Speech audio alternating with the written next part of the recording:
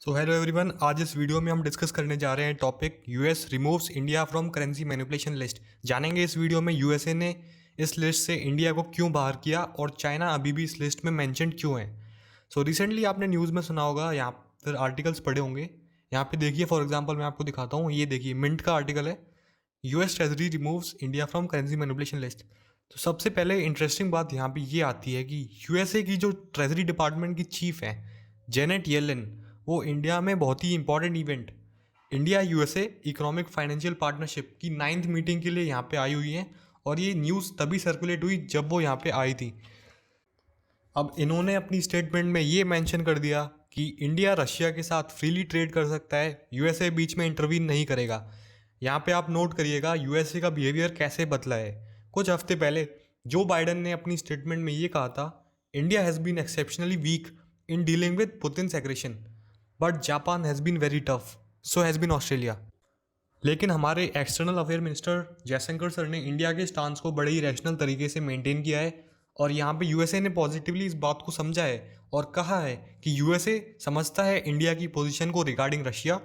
Now question ये है कि करेंसी मैनिपुलेशन क्या होता है। सबसे पहले एक बेसिक कॉन्सेप्ट को समझते हैं, that is supply and demand. जब किसी भी चीज़ की हाई डिमांड होती है तो अल्टीमेटली उसकी प्राइस बढ़ जाती है, सिमिलरली डिमांड कम होती है तो उसकी प्राइस कम हो जाती है। सेम कॉन्सेप्ट इकोनॉमी में करेंसी के साथ भी अप्लाई होता है।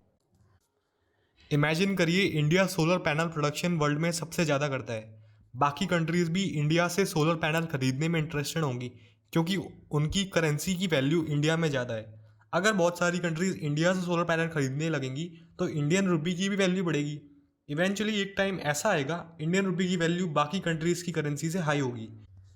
सो जो पहले खरीदने में इंटरेस्टेड कंट्रीज़ थी वो अब किसी और देश, फॉर एग्जांपल श्रीलंका, बांग्लादेश, इन देशों से खरीदेगी जाके। सो आप चाहेंगे और कंट्रीज सोलर पैनल इंडिया से खरीदे क्योंकि इंडिया का ट्रेड सरप्लस बन जाएगा। मतलब इंडिया एक्सपोर्ट ज़्यादा करेगा जिससे और फैक्ट्रीज सेटअप होंगी, एम्प्लॉयमेंट बढ़ेगी, इकोनॉमी बढ़ेगी। अब आप सोचेंगे इसमें गलत क्या है। जब बाकी देश इंडिया से इंपोर्ट करेंगे तो इनका ट्रेड डेफिसिट बन जाएगा इंडिया के साथ। उन देशों की local factories and businesses affect होंगे, ओवरऑल ट्रेड इम्बैलेंस बनेगा और इकोनॉमी को डैमेज करेगा उन देशों की। नाउ करेंसी मैनिपुलेटर क्या होता है? ये एक डेजिग्नेशन है जो यूएस ट्रेजरी डिपार्टमेंट यूज़ करता है उन कंट्रीज़ के लिए जो अनफेयर करेंसी प्रैक्टिसेस में इन्वॉल्व होती हैं।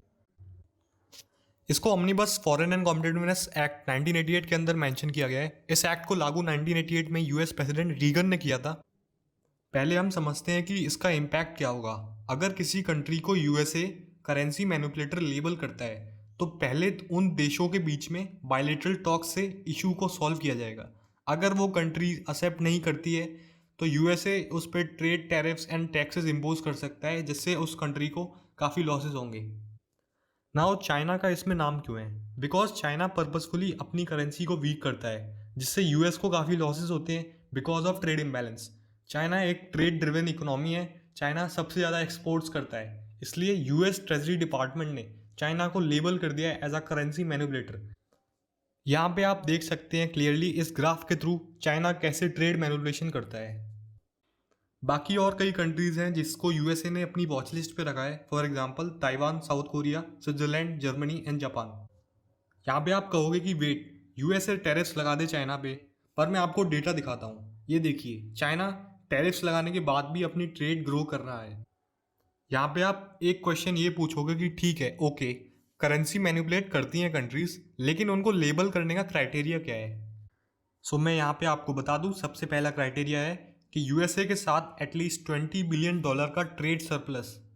दूसरा, कि किसी कंट्री का करंट अकाउंट सरप्लस जीडीपी का 3% है। फाइनली तीसरा पॉइंट, लगातार वन साइडेड इंटरवेंशन किसी कंट्री का शो होता है for a year and for at least 2% of economic GDP. अब ये कुछ कंट्रीज हैं जो यूएसए की वॉच लिस्ट पे हैं, जो ऑरेंज में लेबल्ड हैं, for example Germany, Ireland, Italy, Japan.